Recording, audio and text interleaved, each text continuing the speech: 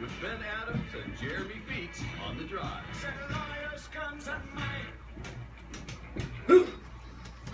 Yes, indeed. Brought to you by TheLawFirm.com. Let Jeremy reintroduce our guest, and we're gonna. If you've got any questions about chiropractic, 636-1350. Yeah, so we wanted to bring in esteemed chiropractor, Dr. James Judevine, whose practice is here in Santa Rosa.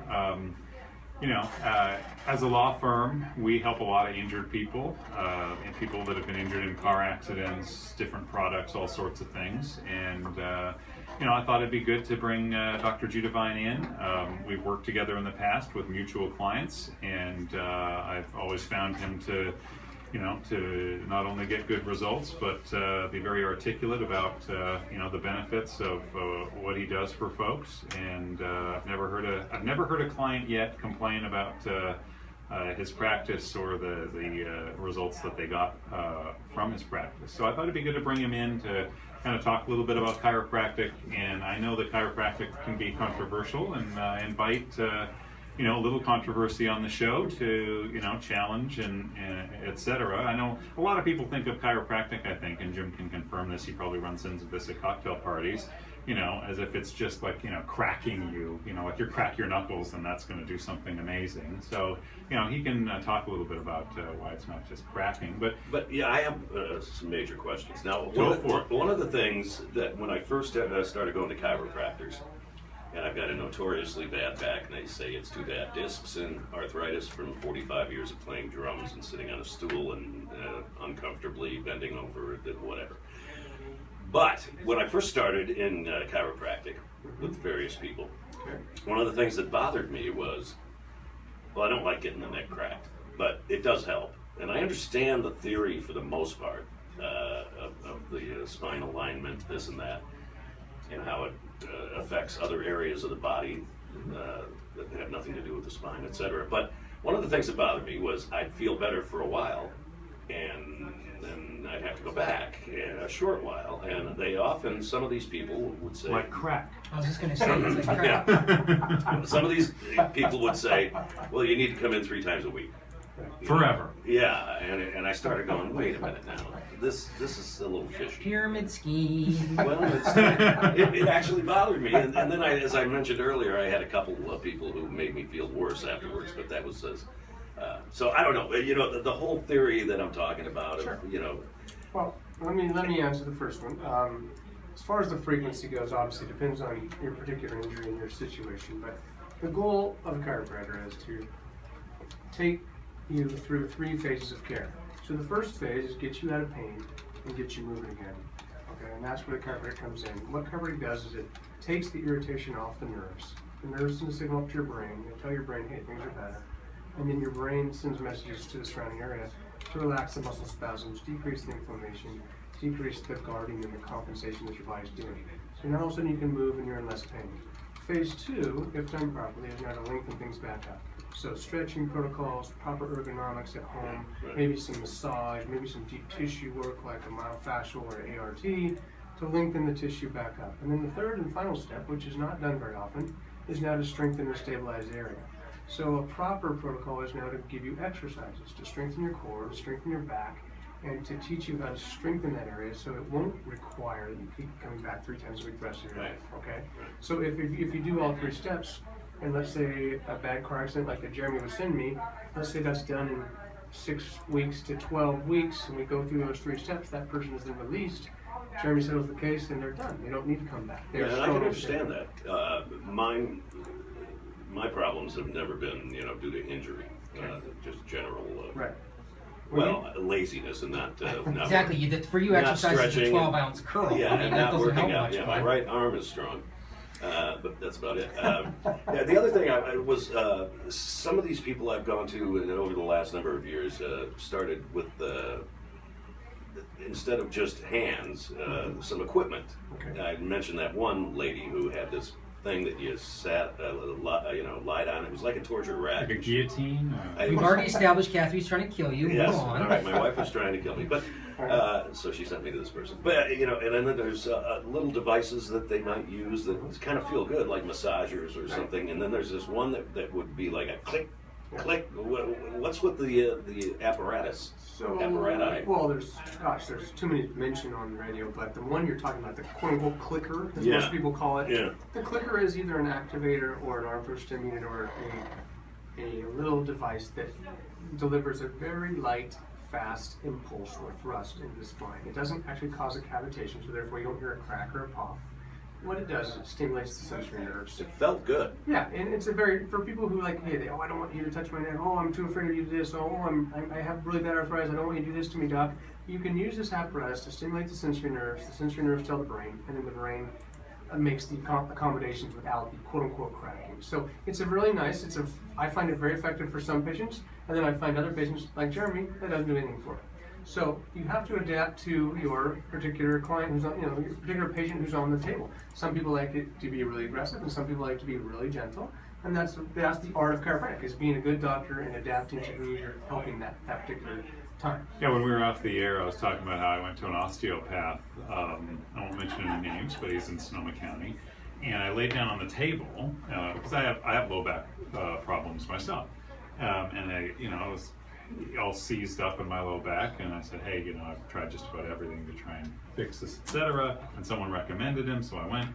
And he put his hands on my low back, and he talked about how he's manipulating and helping things, but it felt like a light flutter of a butterfly's wing.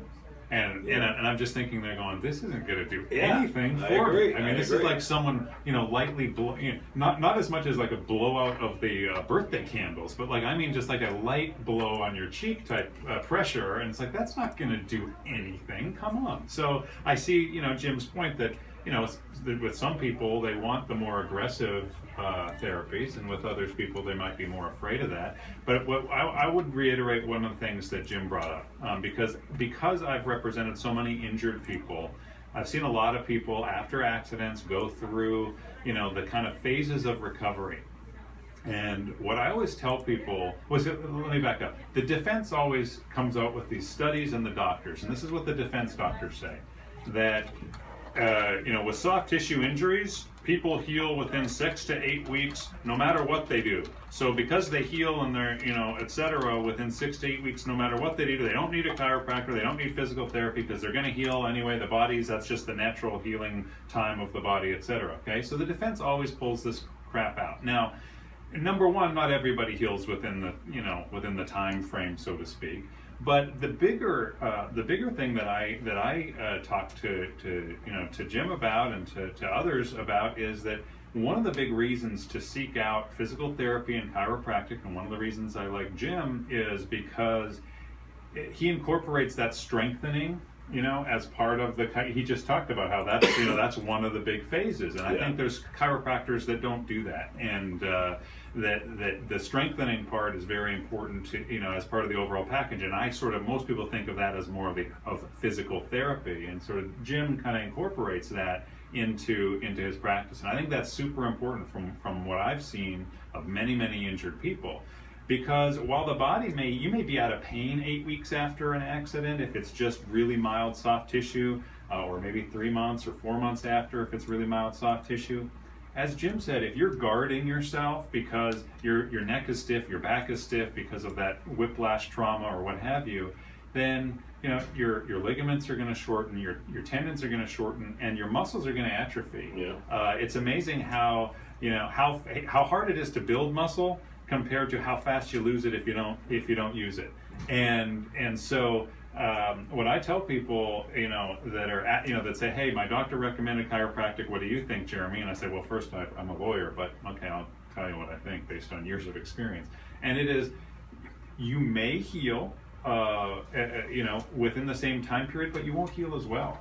You'll lose your flexibility, you'll lose strength, you'll lose range of motion, and those things can have ripple effects throughout your whole life and down the road. So that's why I think that the whole defense argument that, oh, you're going to heal anyway, Well, kind of is And the a year is the later reality. or 2 years later, you have chronic headaches or chronic neck pain, and you can't attribute why it started. Right. It happens all the Because time. you supposedly healed. Well, and then of course the defense will say that's something totally unrelated because it didn't come up till 6 months later, and you know. So I've had I've gone to physical therapists and chiropractors, and they all give me for the most part the I don't know, mimeograph, whatever you call it, the stretching exercises, which are Sure. always really hard to read. I mean, it's weird. They Mimeograph? What Yeah, is I this, know. 1920? Yeah, thank How you. old? No wonder your back hurts. What are you, I'm showing 100? my age. But you know, anyway, but I'm really a lazy bastard, and it's really hard for me to do these stretches. And I know if I did this stuff every morning, I would probably feel better, but it's a little rough. But my question, actually, and you can comment on these stretching stuff, but first, what's the difference between a chiropractor and a physical therapist? Well, physical therapy's come a long way. You know, I'm not an expert, so I don't, Yeah, the forgive whole me. sports medicine But thing. I mean, physical therapy was created to help rehabilitate people when they were injured, when they had a heart attack, when they had a stroke, when they had lost a limb in the war, when they broke a bone. They were designed to help get people moving again, get people ambulatory. The reason why they started the chiropractors and physical therapists kind of merged is because the medical doctors and chiropractors fought. So medical doctors didn't want to refer to chiropractors, so they started referring all their lower back pain, neck pain, musculoskeletal stuff to physical therapists. And so now physical therapists have adapted over the last 20, 30 years, and now that's actually, they study a lot of it, and they go to school, and now they've turned it into a PT doctoral program. So now instead of physical therapy being just a master's or an extra, credentialing, now they're actually having a doctoral program because they need to have more vast knowledge to be able to handle all the referrals they're getting from medical doctors. But the key thing that I find so often in my practice is that people come to me from physical therapists and they failed, and I'm not saying anything bad about physical therapy because physical therapy has a great place. But what happens is people try to get exercises before they're ready. So in other words, if you come into me and you say, hey doc, I got a bad back and I got a weak back, I know I'm out of shape. Okay, well let me just give you all these strengthening exercises. Right. But if your back is broken and your back is not working right and the nerves are all mad and inflamed and your body's compensating, well then if you go and do these exercises, you almost make the muscles worse. Yeah. They almost make them mad, they irritate it, Yeah. right? So that's step 3. Exercise is step 3. But in our country, unfortunately, people go to physical therapy first. And so they're doing step 3 first, but that's not step 1. Step 1 is, let's fix the joints, let's take the irritation off the nerves, let's get the inflammation down. Step 2, let's lengthen it and relax it and take the muscle spasm out. Step 3, now we get to strengthen it. So physical therapy is wonderful and exercise is wonderful, but you can't do it. It's like if you fell down and broke your arm. If you fell down and broke your arm, will you start rehabbing the next day? Nope. You got to let it heal first. And I've done the stretching exercises when I probably shouldn't, and it makes it worse, as you mentioned.